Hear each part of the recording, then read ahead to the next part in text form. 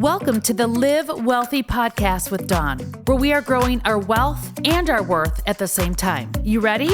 Let's go. My name is Dawn Dahlby, and I'm a certified financial planner, as well as a behavioral financial advisor and the CEO of a multi-million-dollar wealth advisory firm called WELLthy Financial Group. And I teach people how to minimize their taxes, as well as have a really healthy spending relationship with their money so they can have a solid financial plan, knowing that they are enough and that they have enough.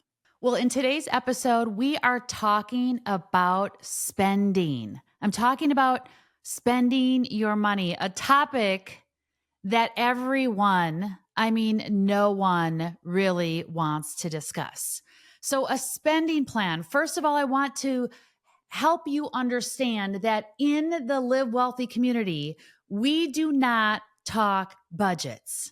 Budgets are all about limiting and a scarcity mindset where you're budgeting. It's like being on a diet. So we do not do budgets here. But what we do is talk about your spending, a spending plan. We all need to have this spending plan that we adhere to so we can live for today guilt-free, and we can also have the plan for tomorrow, okay? The reason why I want to talk about this, because in my career of 2 decades of advising clients, I found that there's 2 different types of people. There are people that underspend, and there are people that overspend. There are people that underspend out of fear of not having enough. And then there are other of us that actually overspend out of fear of not being enough. We overspend or underspend. And today is about getting in alignment with our spending. So we don't do budgets, but we get in alignment with our spending plan. And as an advisor, when I first started back in early 2000s, we never talked to our clients about our spending or about their spending. What we would do is talk to them about, well, what do you have left over at the end of the month? And then what I'm going to do is I'm going to take that leftover amount, which we call discretionary money, and we start applying it to the gaps in their financial plan, like where are their needs for them to be able to achieve their goals. And that is so wrong. We didn't address all of the details around spending. Why? Because it's not fun to talk about spending. And the thing that we need to understand is everything regarding your money starts with understanding and having the knowledge around your spending. Everything. When I say everything, I'm talking about like how much you should have in a cash reserve. I'm talking about like how much protection planning, your life insurance, disability, homeowners, like all of the things with insurance comes down to your spending. How much you spend determines how much life and disability or long-term care you need, or it even impacts your homeowner's insurance because that impacts like how much house you can buy, like that, right? All of the things around protection planning. Your retirement plan is based on your spending. Your investment plan, how much you can afford to invest and how much you need to invest for your future is all dependent upon your spending. How much you pay in taxes is dependent upon your spending. And your estate plan, like how you're going to leave your legacy, is all dependent upon your spending. So everything in our financial realm comes down to our spending, yet we don't talk about it enough. And when we don't talk about it enough, it actually gives us anxiety. And this happens at any income level. You guys, having a spending plan is not just for the people that make $20,000 or $30,000 or $40,000 a year. It's for everyone, even if you make $40 billion a year. We have to understand our spending because knowledge is power with our spending plan. And why don't we then? Like, why don't we spend enough time, even the multi-billionaires, why don't we spend enough time understanding our spending? Well, first of all, because it's a pain in the ass. Looking at our spending is a pain in the ass. And our spending, it's a pain in the ass because it's not consistent. Every single month, we don't spend the same. So there's no really consistent spending. And so when there's not consistent spending, we can't just look at a month of our spending because if we do, we get the wrong data. We get the wrong information.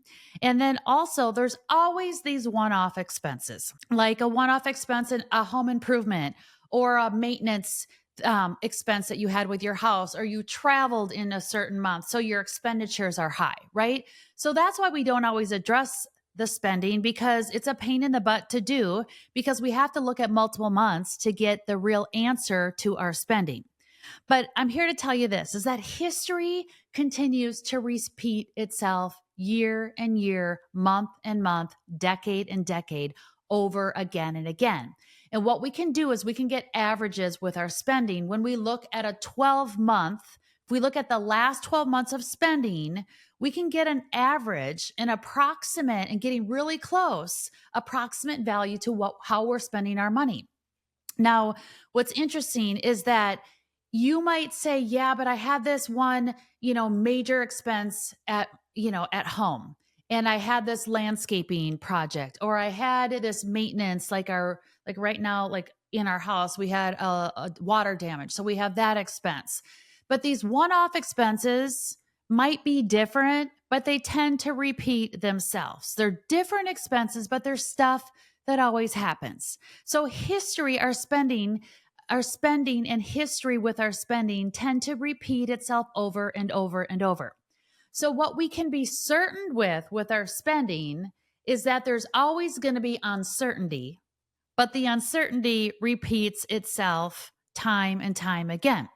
So what I want you to do is, if you have been following me for quite some time, which I hope many of you have, and if you are new to the WELLthy Podcast, I want you to understand first and foremost that I teach people how to have a spending plan.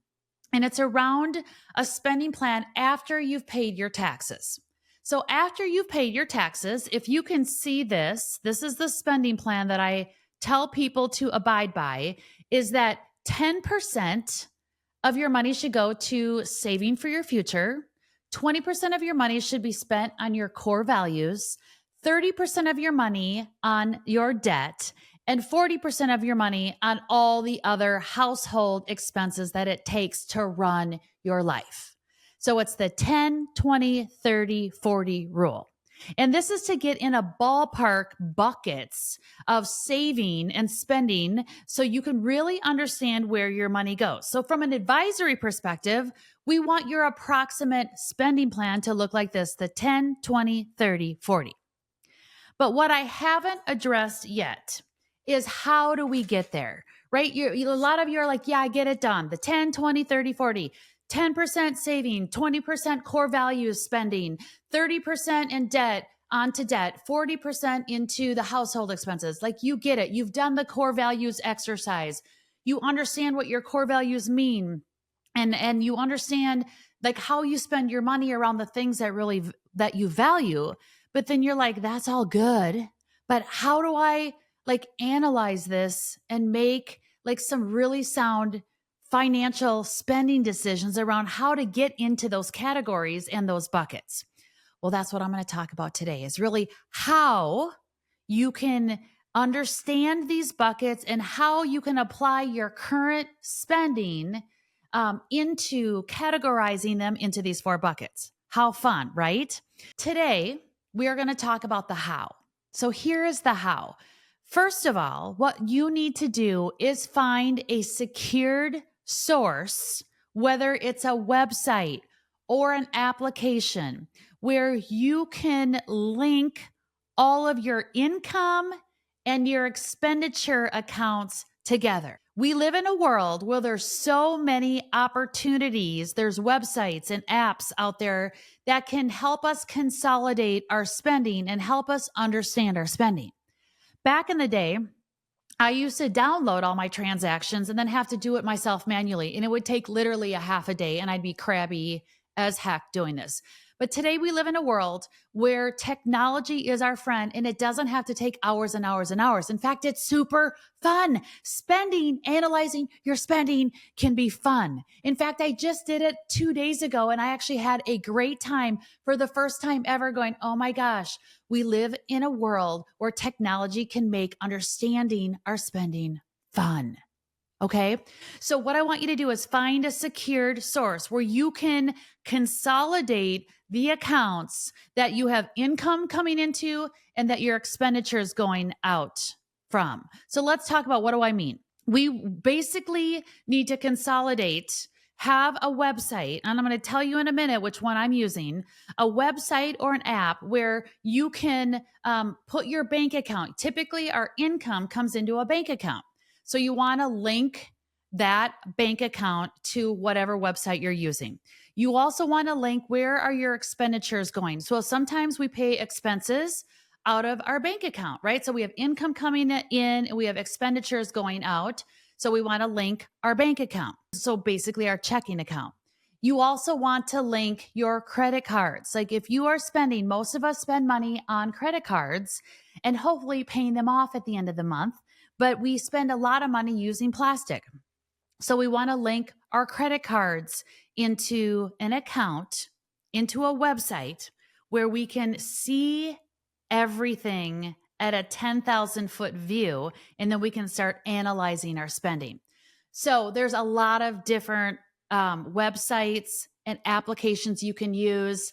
I'm not familiar with a ton of them, but they exist. But I want to tell you what I'm using. In fact, before I tell you what I'm using, I had went to dinner with a client last night, and they told me that they're using an application called Pocket Guard, where they are tracking their expenses that way. And it really, it goes through where you can see all your expenses, your bills that have already been paid for the month, and future expenses coming in, or future expenses, I should say, going out for the rest of the month. And you can categorize it that way. But, and I haven't personally used that app, but what I personally use and I'm obsessed with right now, and I am not paid from this company. I'm not an affiliate. I get $0 from saying this. Okay. But I love using the American Express credit card website to link in my bank account, to link in my Visa account, and see everything consolidated together. And it gives me a really cool picture. Now, I believe through the research I've done is that if you have an American Express credit card, this is a free service. And I believe, I'm not 100% certain, but I believe even the American Express cards that have a free annual membership, like a free fee, like no fee, I should say, not a free fee. That doesn't even make sense.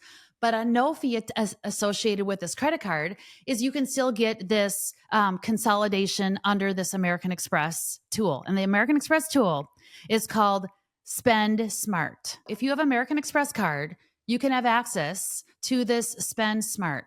Now, like I said, I'm not 100% sure the zero fee credit cards work on this. I think they do from the research I've done. But even if they don't, like, I love having an American Express card. I've had them for 25 years, and I love paying a fee to American Express for the protection. That's a whole different topic that we're not going to get into, but I love my American Express card. I have a gold card. I have a platinum card. But there's this tool inside of the American Express website called Spend Smart, and it's a financial tool to deepen your understanding around your expenses and your income. Needless to say, I didn't need to spend hours on that website doing this, but I did because I had a ton of fun, because it's so user-friendly and it was giving me so much information about my spending and how to categorize my spending. Then I could take that categorization of spending and put it into my spending plan and the 4 buckets, the 10, 20, 30, 40 bucket that I just disclosed to you. No matter what app, website you use, just make sure you find one that works for you. So I'm using this Spend Smart with American Express. And what I'm doing, the whole point of consolidating your bank and your credit cards into one site is to understand the spending. But there's 2 main things that I want you to get out of this. First of all, I want you to understand your average 12-month spend. What you are averagely spending on a 12-month basis.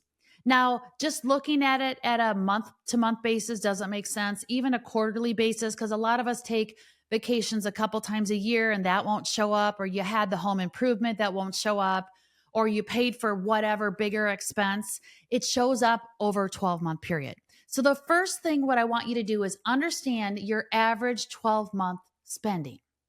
And then secondly, what I want you to understand is that when you go into your tool, whatever tool you're using, is that you can start to categorize your spending. So understand your 12-month spend, and then it puts it into it categorizes your spending. That's kind of a hard word. Categorization, like that's not a word, but categorize your spending. And so here's what it does. It's very, very cool, is that you can personalize your categories, at least in the SpendSmart that I'm using on the American Express website. So you can actually create your own categories for spending that is personal to how you understand your spending.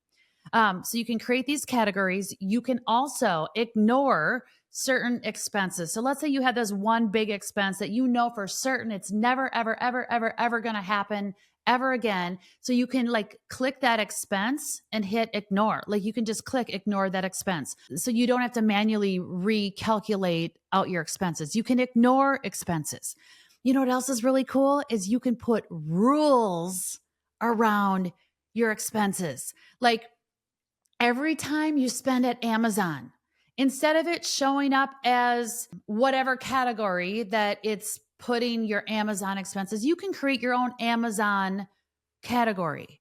You can put rules. So every time an expense comes in from Amazon, it can go under a rule that says this should be categorized as X, Y, or Z. How cool is that, right? So you can place these rules and it can go under all these subcategories. It's super, super, super, super cool. You get to create subcategories under the categories that American Express has already put into place. Okay. I absolutely love this tool. So just so you understand, so when I linked, and by the way, I linked my information, I linked my bank account and my 2 credit cards, again, my Visa, my American Express card, and my bank account into the American Express website, and signed up for this free SpendSmart. It literally took less than a minute to link my accounts. And when my accounts were linked, and I went through then and got super creative of how I wanted to categorize my own spending and set rules and ignore certain things. Like that took a couple of hours just because I was having fun with it. But I want you to here's how American Express categorized my spending. So there was a home bucket, right? Which included rent, mortgage, homeowners insurance, utilities. There was a financial bucket, which took taxes, and it took savings, like my investments in there. Then there was a shopping bucket that I created, which was Target and Amazon. There was food and dining. There was health and fitness. There was travel, like traveling for fun, and transportation grouped together. So my my lease payments, my daughter's car payments, the insurance around there. There was, I created an education bucket. So I'm paying for 2 girls in college right now. I created another family bucket, which meant me transferring money to my daughter so I could see how much money I was transferring to them every year. There was a service bucket, like any services that we pay for, like landscaping, and secretly we might be paying for a pooper scooper because nobody wants to pick up the dog's poop in our house. That's a service that I pay for. There's streaming, there's cable, there, like everything you can think of. You can create your own category. There's even a fun, like entertainment and fun categorization. And so it's super, super, super, super cool. And the first thing what I did then is understand my average 12-month spending. But then what I did is oh, wow, did I have any idea that I'm spending 12% of my income on the financials, like taxes and investments, Did I have any idea that I'm spending, like 8% of my overall gross income on groceries and dining out? Like it was just, there were some aha moments for me by doing this. Okay. What's really, really cool then is what you can do is, let's say you wanted to understand your spending after you've paid your tax bill. So like for me, because I'm an entrepreneur, I pay my taxes through my bank account, but some of you may pay your taxes prior to your paycheck coming into your bank account. But if you're like me, then you're like, oh gosh, taxes are, by the way, all of our biggest expense. But if I wanted to remove that, I can just ignore the tax bill and automatically it removes any money that I've paid out in taxes. And then I can see my spending from a different lens that's not included, that where my tax bill's been taken out, right? So there's so many things you can do with this.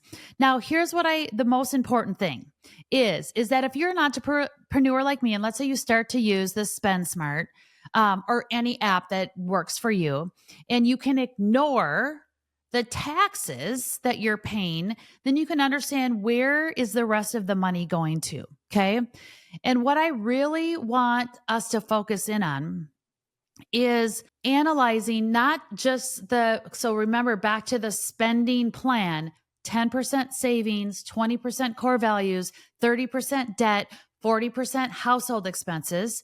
I don't want us to focus on the savings or the core values, because the whole point is getting you to save more and getting more money for you to be able to spend more on your core values.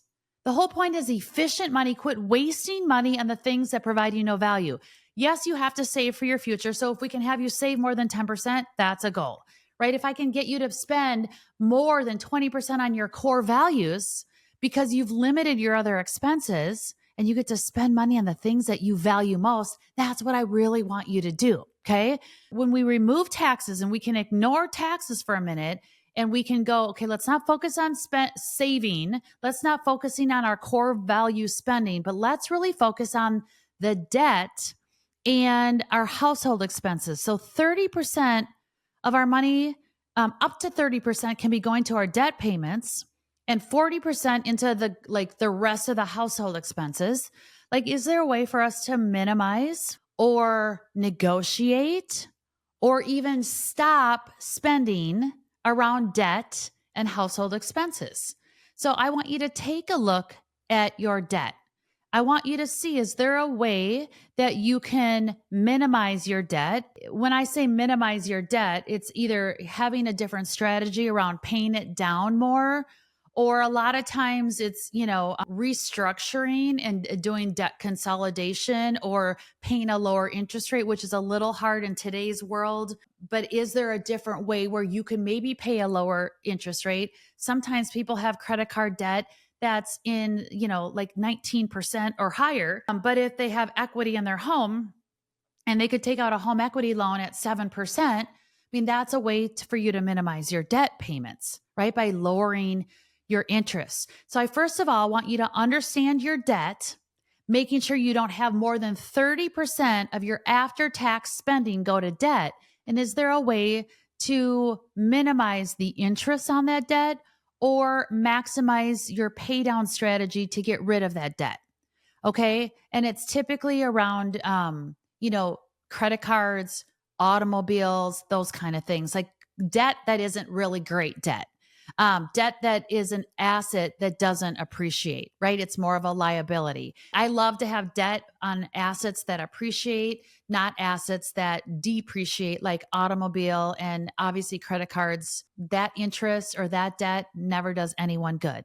So can we look at that bucket, that 30% bucket, and minimize any of our debt? The other thing then is, can we minimize it, negotiate it, or stop the payments altogether? So if I look at like the household bucket, 40% of your spending plan should go to your household. The household bucket is expenses that it just takes to live your life. We don't get excited about spending our money on household stuff. We got to eat. We got to drink water. We have to have showers. We have to have electricity. We got to have air conditioning, heat, like all of that kind of stuff. That all falls into our household 40% bucket. So are there anything in that household bucket that we can minimize, negotiate, or stop? Your utilities. Can you minimize, stop, or negotiate your utility bill? Your phone, internet, streaming bill, your home improvements. Here's a big one, insurance, like your homeowner's insurance, automobile insurance. Have you done a competitive analysis in the last, 12 to 18 months where you could maybe get the same coverage for less of a premium? Like you should be doing, like looking at your household bucket of expenditures and can we minimize any of these? Again, like shopping. Some of you, shopping falls into this bucket. Your clothes, your household expenses, decor, Target, Amazon, retail. Like, is there a way to minimize some of the things that you need and negotiate those need expenses? Do you hear that? This is pretty cool. Negotiate the expenses that are needs that aren't exciting so you can spend more on the things that you want, which are your core values, your needs, right? Let's try to minimize, negotiate, or stop some of those need expenses. We can't necessarily stop the need, but some of you might think you needed to have a subscription to a streaming service, but then you stopped it. You stopped watching it, but you didn't stop paying for it. These subscriptions, these monthly subscriptions that we forget we sign up for, or you didn't realize when you were scrolling on Instagram and you bought product, but you didn't realize it was going to come every month because the fine print was super, super fine. And if you're old like me, you need your cheaters and your glasses to understand or to read, and you missed it, right? It happens to all of us. But go through that household bucket. Go through those areas that you think you need, that you don't, or that you really need to live, but you want to try to minimize those expenses or try to negotiate, right? A big one there is your insurance bill. We all need insurance. So I'm not telling you to get rid of your insurance. What I'm telling you to do a competitive analysis, like figure out, is there a better way to keep the insurance with less of a premium? The other biggest area that's not part of the spending plan. Okay, let me pull up the spending plan again, so you can see it one more time. It is 10%, minimum of 10% into your future bucket, saving for your future.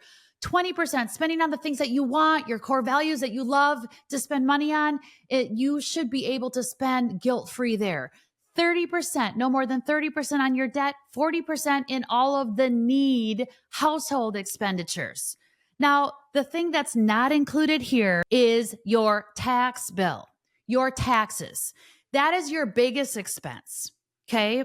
And what I really want you to do is understand how to minimize your taxes. I talk about this all day long, but because that's going to move the needle the most for you, okay? Yes, you might be able to stop a subscription for $50 a month, or you might be able to negotiate your insurance and get it down $1,000 a month.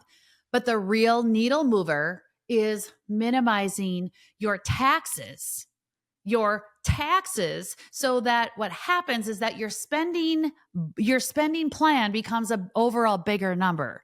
And you guys, most people miss out on tens of thousands of dollars on taxes. What I'm saying is most people miss out on the opportunity to save tens of thousands of dollars and put that money back in their pocket versus overpaying their tax bill. We pay too much in taxes, and we don't understand the tax code and the rules, and we don't plan proactively enough to minimize our tax bill. So every single human being on this planet should be working with a CPA, a certified public accountant, to do proactive strategies around taxes, because you can't afford not to work with that CPA to help you save thousands and thousands and thousands of dollars in taxes, okay? There's so many missed opportunities. Let's recap, because I'm almost done. And thank you for, if you're still listening to me to talk about spending, I'm telling you, one of the most important topics ever to put more money back in your pocket. We focus on so many of the wrong things, and we don't fully understand the power of money based on understanding our spending. So here's what I want you to do to recap all of this. I want you to become aware of your spending. That's by linking your accounts to a secured site where you can get fast information about your spending. Number 2, I want you to categorize your spending and understand, wow, I'm spending X percentage of my net income on X, Y, and Z. Then I want you to take a look at your spending and understanding from a financial advisor perspective, the 10, 20, 30, 40 spending plan rule. And is there any of your money around your debt or your household expenses where you can minimize, negotiate, or even stop those expenses? And then finally, when you do this, what you are going to be able to do is be able to spend guilt-free today. Because that's what we want to do. We want to be able to have a financial plan where we don't have guilt or shame around our spending, and we can live for today and plan for tomorrow. Because my ultimate goal is for you is to arrive at a place where you don't have to feel guilty or have anxiety or not having the knowledge and the wisdom around your spending, so you can arrive at enough.